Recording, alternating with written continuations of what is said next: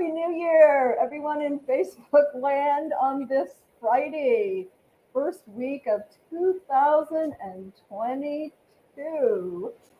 I'm Kat Cholinos with Ta-Da by Kat, Next Level Staging and Design, where we create magical transformations, whether you're selling or dwelling. And at the top of the show here, I just want to say, if you're an entrepreneur, a representative of a company you love, what have you, and you'd like to be our guest, please reach out to me. February is going to be self-love. So anyone having to do with taking care of yourself in any possible way, exercise, food, organization, peace of mind, meditation, what have you. But we're still looking for guests for January to fill January. So anything to do with home that happens in and about a home, which is really everything. And we're still looking for a sex therapist, by the way. So do you make New Year's resolutions? Excuse me, New Year's resolutions don't work. We're going to talk about why they don't work and what you can do instead of making New Year's resolutions that often set us up for failure. My guest today is none other than a repeat guest, my husband, business partner, Jeff Long, the man, the myth, the legend. Say hi, Jeff. Hello, world. How are you? Happy New Year 2022. It's going to be epic. And I don't care where you are at in your life today. And really, today is all that counts is today, what we do today. I know you're going to find some nuggets of wisdom and action items that you can use in your life to make this a wonderful year. So I'm going to outline briefly from an article that I pulled from Forbes on, and I resonate with all of them, and that is the 5 things why resolutions, New Year's resolutions don't work. And the first one we're going to talk about, Jeff, is that we fail to set realistic goals. Okay, we set ourselves up for failure because we have these, I call them BHAGs, big ass hairy goals, and then boom, it's deflated like a big ass hairy balloon. And the reason is, and statistics, I'm going to read you some statistics here from US News. 80% of people give up on their New Year's resolutions by the second week of February, which happens to be a big birthday for me, by the way, February 17th. I'll take cards and cash next. This is really a sad statistic. It really is. And that means that most of us only stay committed for about a month and a half. According to James Clear, who wrote Atomic Habits, he thinks or says that it takes 2 to 8 months to form a habit. I've always read and learned and known that 21 days, if you can do anything for 21 days consistent, you are on the road to developing a habit, okay? And that's really what it's all about. It's what we put on our calendar every day and commit to it. So let's talk about the reasons that we do fail.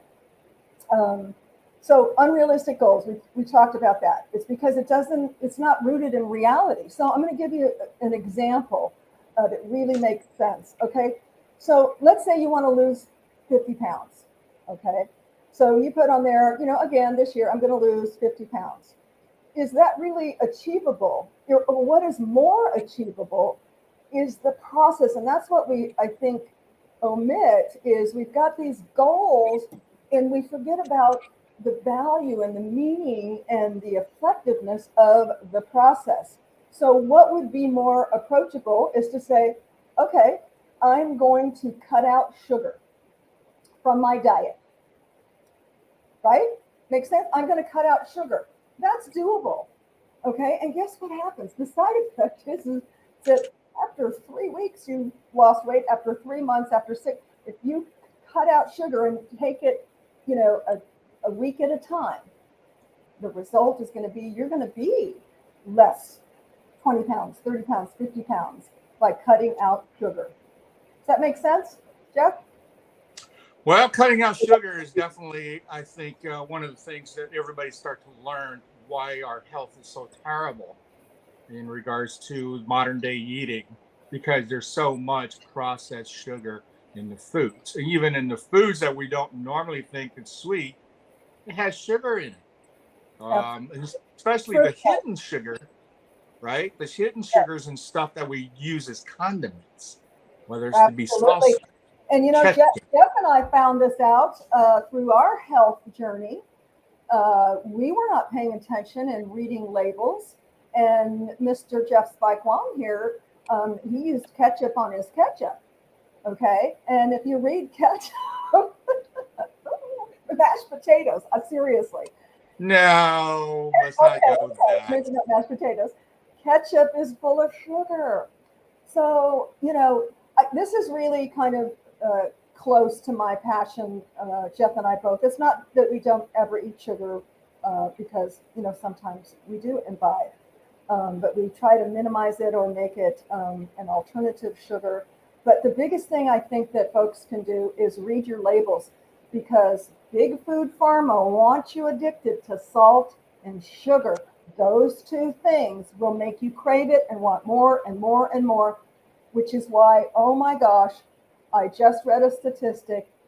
Within 8 years, 50% of the people in our country will be obese. That's alarming. Yep. And it's not really any fault of their own. In part, a huge part of it is because everything on the shelves, unless you're on the outer aisles, getting fruits and vegetables, have preservatives, sodium, and fructose. You want to look for anything that ends with ose, maltose, fructose. Those are your enemies, guys.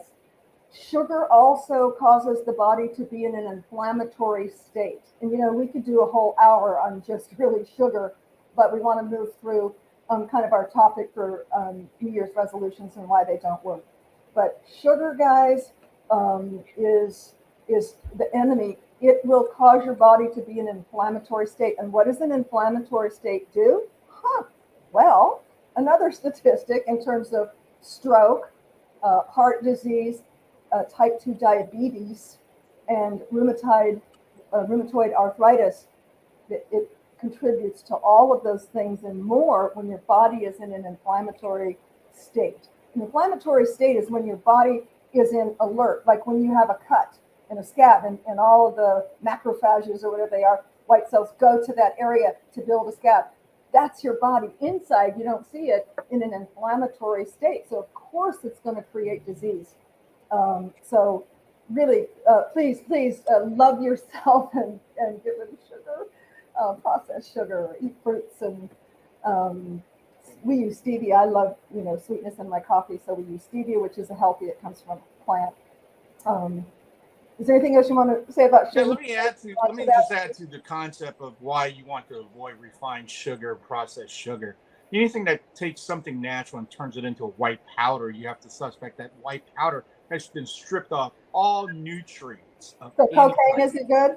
Yeah. So it Cocaine. comes down to basic principle of whatever this chemical is left, it is serving one purpose. And for sweeteners, especially sugar, what they want to do is they want you to be addicted to that, basically that chemical into your body, because once you put that in your taste buds and your body start to react to it and it's producing chemicals in your body that is, accepting this, pretty soon it's similar to doing drugs. It's just they wants more and it wants more and it wants more. And that's where they got you hooked. And when I was saying things that, you don't suspect the certain things that would have sugar in it to get you, to have the taste bud jumping around and then get you addicted, just take a look at McDonald's French fries. That sucker is coated with sugar. And on top of that, And who would know that it's coated with sugar? yeah. And here and here's what I challenge you on this whole kind of really food sugar thing. But sugar is the biggest enemy and culprit. It starts with small steps. Maybe you love donuts, so you go by the donut shop. Take another route. Small steps count, and reward yourself when you do that. But I will tell you that if you go 3 weeks without sugar, you are going to be amazed at how good you feel. And you didn't even really realize how bad you felt when you were in it. It's kind of, I was talking to a design client the other day who's got dogs like we do, and we talked about essential oils and how to make sure that your house doesn't smell like you have pets. And one thing that we've incorporated, because we're dog and animal lovers, is to go outside the home, because we work in the home, and come back in and do a smell test. Because when you're in it, you're acclimated to it. Your body acclimates, and you don't smell dog. And it's the same with sugar. When you're poisoning your body with sugar, and it's a slow die, folks, it creates disease that I mentioned earlier. But you don't realize, that you're tired all the time, that you don't have energy, that you're cranky, that you're depressed, all those things. And sugar causes all Headache. those things and more. How many people get headaches every day and not figure out why they're getting headaches? Oh my God. Inflammatories in your system. Oh my gosh. And I was one of those. I used to get migraines until I read a book, Eat to Live, I think, Dr. Furman, and I changed all of my eating habits. This is going back probably 15 years. And lo and behold, I stopped taking medication, and very rarely do I get a migraine now. I mean, I can count, once in 2 or 3 years, but I used to get them several times a year, quite a few times a year, right, Jeff? Yeah. Well, without getting just flat out preachy, I encourage everyone for 2022 to do research, because I'm telling you straight up, just to make a resolution saying like a pact to yourself. Oh, I'm not going to do this year. I'm not going to eat that this year. And then by February, you give up and you feel down about certain things. And then next year, you're breaking your own, resolution to yourself. And you say, oh, well, what the hell? And then, by the middle of the year, you're back to the square one. This is why Kat brought up the point about not having resolutions, because it is about a paradigm shift that requires you to make a decision. Make you to go out there and look at the knowledge that's available, because realistically we can sit here and tell you sugar is not good for you, but if you don't care, you don't care. But what will care is when you all of a sudden read a story that resonates with you down to your very core of self, and then all of a sudden you go, oh, well, wait a minute here, I don't want this happening to me. And that's when that shift happens. Am I right or am I right? Why we do this show, we really have a passion for, I'm going to call it MBS, mind, body, spirit. And I'm actually in the process of putting some things together that will help to share and give more in those areas, because I'm passionate about it beyond what we do with Today by Cat, which is a passion of mine as well. So let's go through. So we talked about number one, we failed to set up realistic goals. So they need to be realistic. Don't put them out there, big hairy ass goal that you're never going to achieve. Think about the process, whatever it is. Okay, what small step can I take that will get me there? And you're going to feel so much better about that. And again, the result's going to be, you're going to get there to that big ass hairy goal. Number two, and Jeff touched on this a little bit, why we fail is we don't plan properly. Okay. I mean, you wouldn't take a road trip and go somewhere, you've never gone before and not look it up, right? You want to know where you're going. So how can you, achieve something that you're passionate about, something that you desire to improve in your life without putting together a plan? So think about, again, the steps. What are the small steps that you can plan? And don't forget to write them down. So you can have them in your head, you can talk about them, you can think about them. I don't want to spew the statistic because I don't have it off the top of my head, but it's phenomenal. Yes, I've got my Quartz Infused crystal pen here for 2022, and it's infused with high vibration and manifestation. They're actually sold out at 369 Project, but you can go to 369 Project. They have actually a book, and of course I bought their accessory here. Write it down. You are something like 15 times more likely to achieve your goals if you write them down. We're going through with my granddaughter, our granddaughter who's 10, Jeff's teaching her times tables because we realized she needed help in that area. So had her do, he made a whole grid for her and has her engage all the senses, writing it down, verbalizing it, having her mom and, Jeff and I read it back to her, having her parrot it back, because repetition is the mother of all skill, right? And it's amazing how many people grew up and don't know their times tables.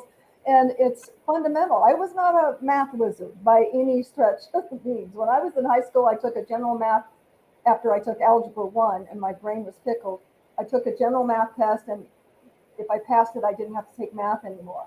I loved that. But I'll tell you, I knew my times tables and my arithmetic and so forth. And I was telling Jeff, in my early 20s, I was, in the food service business. And back then, because I am blessed to be on this planet for a minute, we had to write out our own checks at the tables, and we had to do the addition and subtraction and the change. There was no automation, so it was no more counting on my fingers. I needed to know times tables. I needed to know addition and subtraction, repetition. So write them down, okay? And not only write them down, repeat them and read them every day to yourself.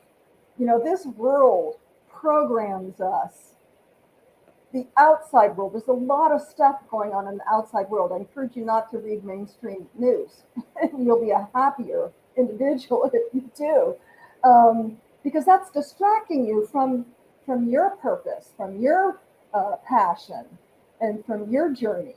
Okay, so write them down, repeat them, ingrain them, and this ties right into the theme, which we're going to wrap up when we end the show, and that is that thoughts become things. It starts with a thought, you put it on paper, you input it, you repeat it. You are inputting and reprogramming your brain instead of outside influences, people, friends, people from work, people you see, Instagram, Facebook, trying to input what you think and what you need. Only you know what you think and what you need. Don't compare yourself to these outside, really false images and messages that you're seeing. Does that make sense, Jeff? Yeah, it does. And let me add to that, resolutions, and this is the key point of why we decided to do the show on this.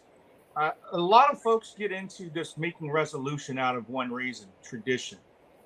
And you really need to understand that to make things happen, to make changes, it's not about tradition. It's not just about going through the motion. It's about a commitment to self.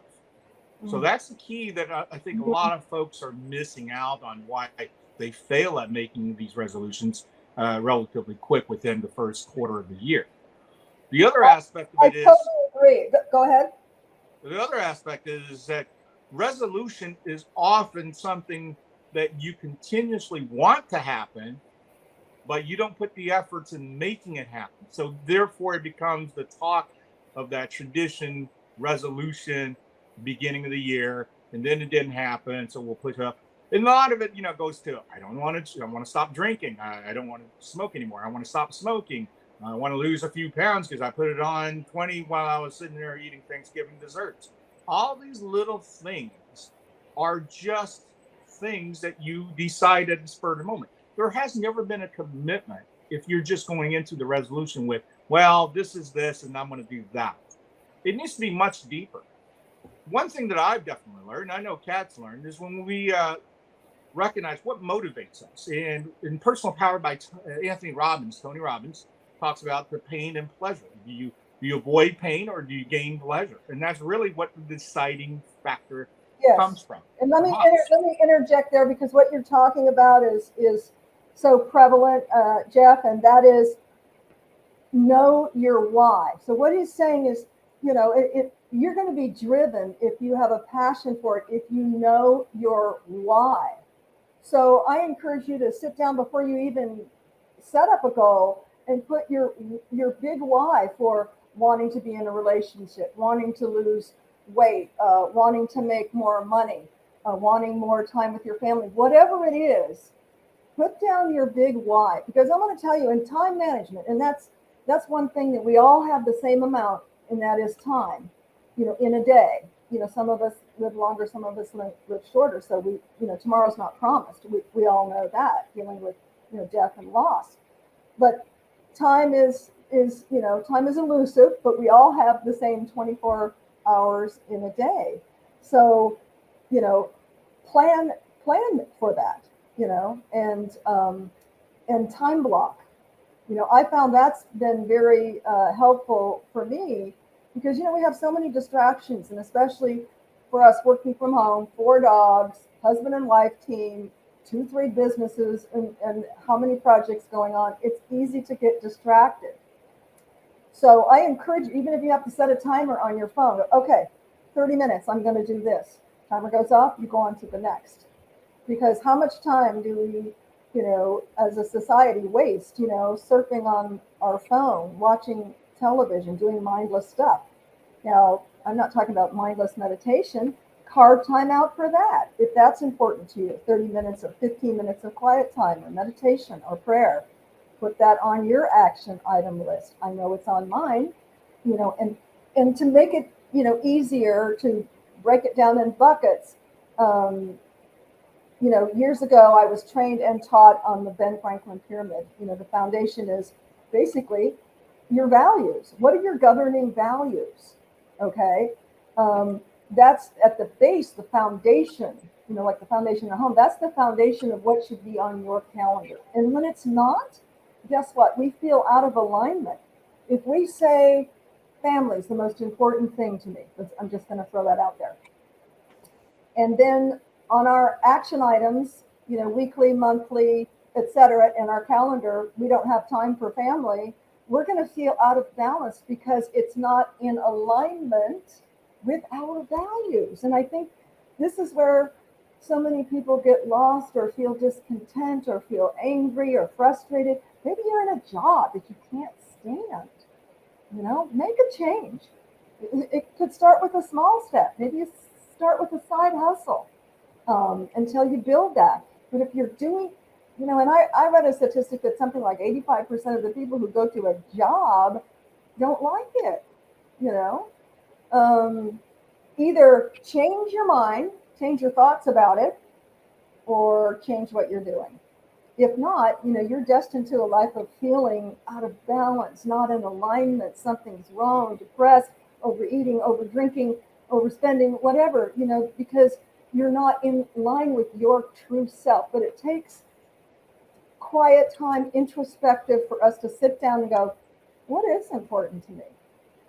And, it can be eye-opening. I know it was for me the very first time I did 20-some years ago, and I did my pyramid, and then I went, wait a minute, I'm not doing enough of the things that I say are my governing values or are important to me. Too many of those aren't on my list. Why is that? Well, for me, because I was always on, well, I can't do enough. I have to be doing more. Most of us come from a mentality of, I'm not enough. Well, that I think that's an individual, how they think. But I will say one of the key factors is that always comparing. Oh, killer. That's a killer. Comparing yourself to others. Nobody is like you. You are an irreplaceable miracle. No one's like you. No one. Yeah. So why would you compare yourself to others? Well, I think what's been taught since we started in school, start to build a peer relationship. Pretty soon it becomes competition. Pretty soon it becomes grading to competition, and then ultimately, You're right. it's taught that the failure of the peers becomes detriment to the psyche, because all of a sudden your self-worth and self-centeredness builds into a negative direction because it's measured by someone else. It's measured by a system opposed to measuring by achievement of self. By a system.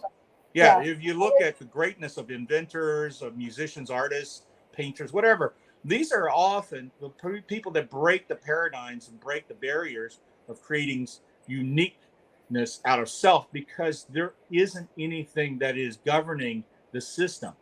So therefore, the belief system is not there of saying I'm not able to go here, or I can't do that. This is also the misnomer of the first time lucky type of thing. You're coming out of the gate. Oh, that's just a because they don't know. So therefore, there's no barrier. So first time's luck. It's not that. It's just understanding that your brain didn't govern or anything. Your brain didn't stop you. You don't have any past. You're not thinking about the future. You're in the moment. It's kind of like you know, uh, the magic and freedom of a toddler, of a child. Yeah. They're not. They don't care if anybody's judging them. They don't care what somebody said yesterday. They don't care what's going to happen. They're in the moment. And yeah, we're not toddlers anymore. We have to think about navigating through the world. But yes, that's a good point. Well, I will tell you, in regards to when I learned this, it's back, in high school playing ball. One of the things, the fact is that if somebody came to you and goes, that guy, in baseball is unhittable. He throws so hard and so fast, nobody has hit off of him or had a decent game of him. Right. If you're going into the game and somebody told you this and you think of this, what do you think the results are going to be? Thoughts become things. Absolutely. Change your thoughts, Yeah. change your world. Yeah. That's the message, and I'm going to keep saying it until we're done with this episode, because you can govern your thoughts. And, I don't know where I read this or heard this, but I think about it often, and that is, I may not be able to govern or change my first thought, but I can change my second thought. And I know Jeff and I do that all the time, because we as humans, we're set up to constantly judge, and part of that is a good thing, having a critical mind, because we can judge our assessment, we can judge our success, we can judge where we want to go, where we've been, and we reflect, etc. But that can carry over to judging unnecessarily, and so Jeff and I both have talked about that, where we have caught yourself in silent dialogue, because we have thoughts, thousands of thoughts in our head all day long. Catch yourself judging someone by how they look, what they wear, what they said, whatever. And we catch ourselves, and then we decide to change our thought. Absolutely. No judgment. Especially. That's all I say to myself, no judgment. I'll give you a perfect example. Somebody says something to you and you don't like the way it sounded, the wrong tone. And believe it or not, that tone and the decision of what that tone means to you, it's in your head. It's all about how you grow up and how you were taught to interpret what you just got from that message. And the intention from the person who said whatever it be with the bad tone or the wrong tone had no intentions of malicious or ill feelings or anything. It's just a matter of the receiver of the information interpreted that way. And it's important for everyone to know that the intention does not come from you telling yourself what that person is doing to you. You need to understand that whatever that person is doing, by the facts and the logistics of what they're doing, is how you should make your decision. So what I've started doing, and what Kat was explaining, is that we take the first thought and then we kind of sit on it. So I made a conscious decision to take a beat. A beat is just like, a pause. Actors do this, musicians do this. So you say something, my first thought is like, what and then opposed to going there, opposed to letting that fester. Well, take a beat. Oh, well. I need to interject right here, because that's not to say in an intimate relationship or a relationship, whether it's family, spousal, etc.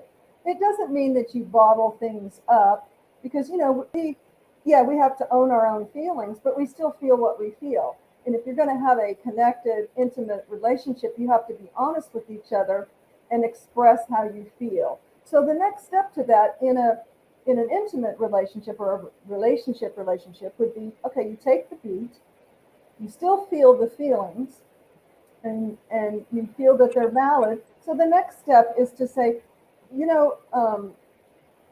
what you just said to me, and here's how you own your feelings. It made me feel disrespected because of blah, blah, blah, blah. And then you open up a conversation. But that's not attacking. That's owning your feelings.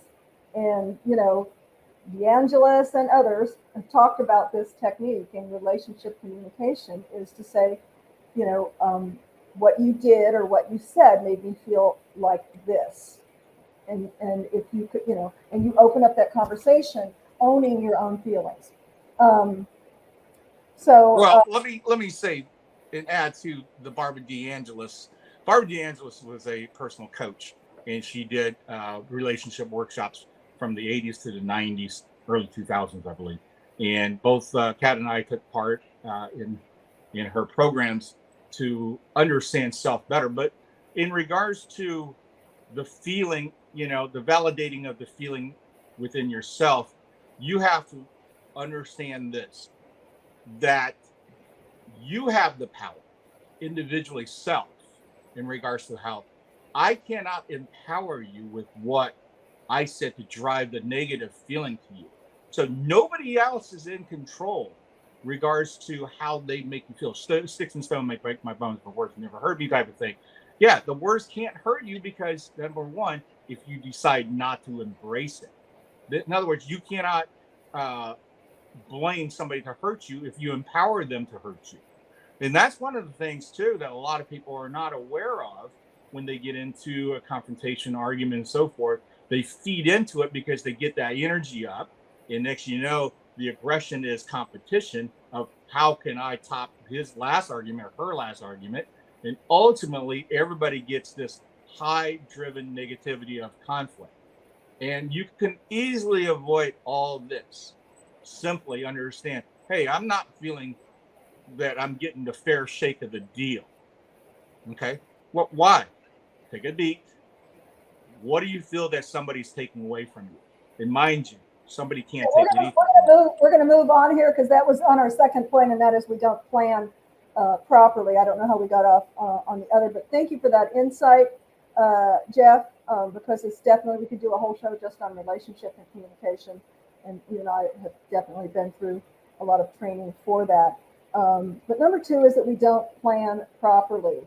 So, write it down, as we said, and make a plan for, and include your why. Start with your big why, your intent. What is your intention?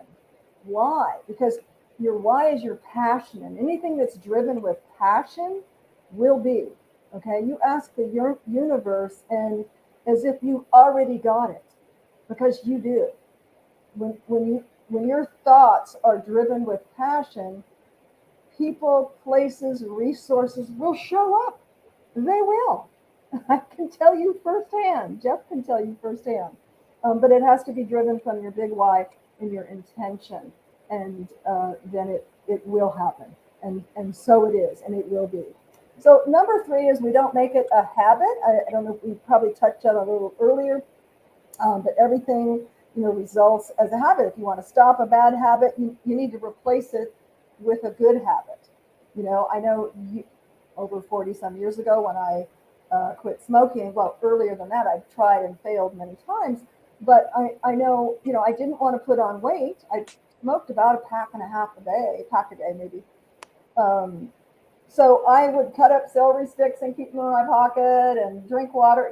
I needed something to do. It wasn't just the nicotine, addiction. I think it's much stronger today. That it was like, well, what do I do with my hands when I'm having coffee, after I eat? All of those trigger points, those trigger times. And then this is with your thought.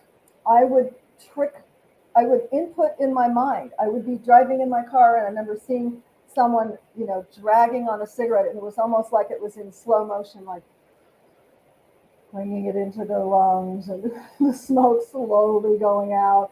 And I would sit there, and my first thought was, oh, I want a cigarette.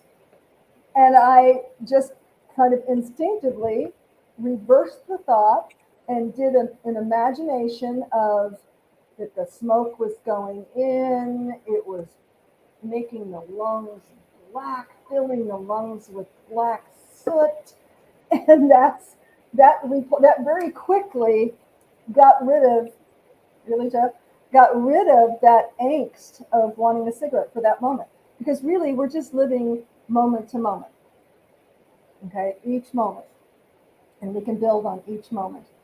This moment is what matters. Um, so make it a habit.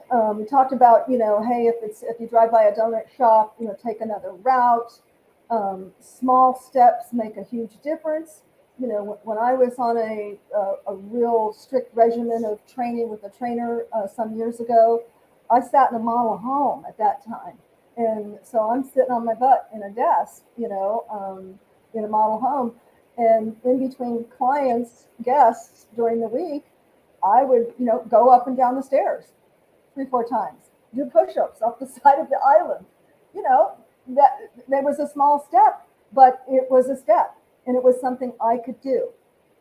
I think if you live your life, and I recite it to myself probably several times a week, and that is, God grant me the serenity to accept the things I cannot change, the courage to change the things I can, and the wisdom to know the difference. And I think if you relax into that, if you surrender into that, I know for me, it's made my life much more peaceful, much more productive, and I feel much more in line with the universe when I surrender into that process. Do you agree, Jeffrey? Well, I do agree, of course. You better. Okay, so number 3 is we don't make it a habit. That's one of the reasons it fails. Number 4 is we don't have support. No one can accomplish anything without the help and support. Okay, we need a tribe. We all need a tribe. It can be a tribe of one. It come in many forms.